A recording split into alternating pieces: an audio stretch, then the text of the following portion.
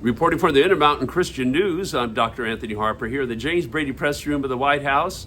Top stories, there's still concerns about the persecution of Christians in Nigeria. President Trump has made an announcement that he's going to be willing to use military action in Nigeria to stop this Christian persecution.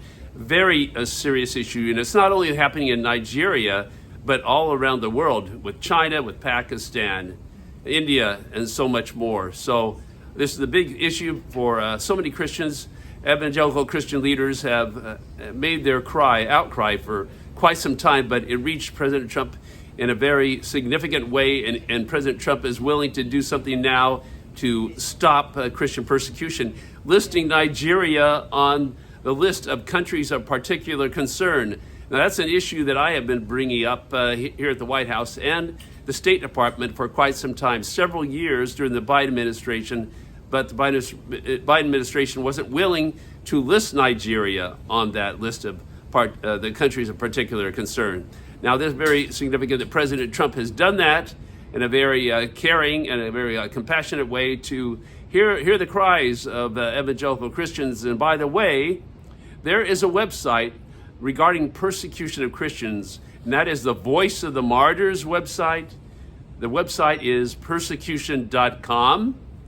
Other top stories that dealing with here is the matter of Qatar, a pilot training at Mountain Home Air Force Base, only 50 miles away from my residence. Actually, I'm an Air Force veteran, so over 60% of Idahoans are opposed to having this Qatar pilot training at this Mountain Home, Idaho Air Force Base. Very significant that President Trump in 2017 did call out Qatar as a funder of terrorism. He demanded from the White House that Qatar stop funding terrorism. And of course, as you know, Qatar aided and abetted Hamas and supported Hamas. And Israel had to do a bombing in Qatar that really upset the people in Qatar about this matter. So very significant about the rise of Jewish persecution as well as Christian persecution in the world. Now, to my knowledge, there hasn't been an apology from Qatar to Israel for their funding of Hamas, for supporting terrorism, whether it's funding of the anti-Semitism on the college campuses, funding the UN agency UNRWA that is training children to hate and kill Jews, fostering that idea that Israel's occupier and just fueling this hate for children. I've been covering that UNRWA issue for many years here at the White House. There are very significant issues regarding human rights issues, but the Christian and Jewish persecution has reached the attention of President Trump in a very significant way, very important way. You know, thinking about evangelical Christians are a big part of his voter base. So President Trump is paying attention to them more than any other president that I know of heeding to protecting Christians as never before. Very significant. He's done that in his first administration, but even more, he's had a lot more opportunity to do that. And so we are waiting. There's a lot. This is actually a developing story about what's going to be happening in Nigeria with these rebels that are a lot like Hamas. Trying to get Hamas to surrender is like trying to get these rebels in Nigeria to surrender, to give up their arms. But this military action, the threatening military actions towards Nigeria, will hopefully make a difference for the evangelical Christians there that have been suffering for so long on this matter. So check out, as I mentioned, the persecution website, persecution.com, for the Voice of the Martyrs. And about the Qatar pilot training issue, the one that killed Osama bin Laden weighed in on this matter.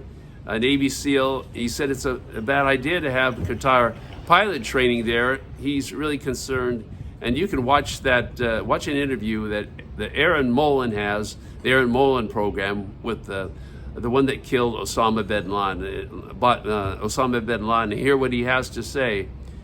But this issue worldwide is very significant and very troublesome regarding that that issue of human rights, but so many other human rights issues that I've been dealing with, whether it's the Uyghurs in China, the abuse of the Uyghurs in these internment camps, the abuse of women in Afghanistan. So many crucial issues for President Trump to deal with. He has a lot of challenges, and he's made great strides. About the Middle East peace plan, very significant in his, along with other nations, able to secure the release of all the alive 20 hostages and the other remaining hostages, the deceased hostages. Not all of them, of the deceased hostages, have been returned to Israel, but Israel is hoping that will be very soon. I know that President Trump is hoping that all those deceased hostages will be returned to Israel, and trying to get Hamas to surrender. Qatar is weighing in on this matter, Egypt trying to get them to surrender. So that remains to be seen. What a challenge to bring peace in the Middle East.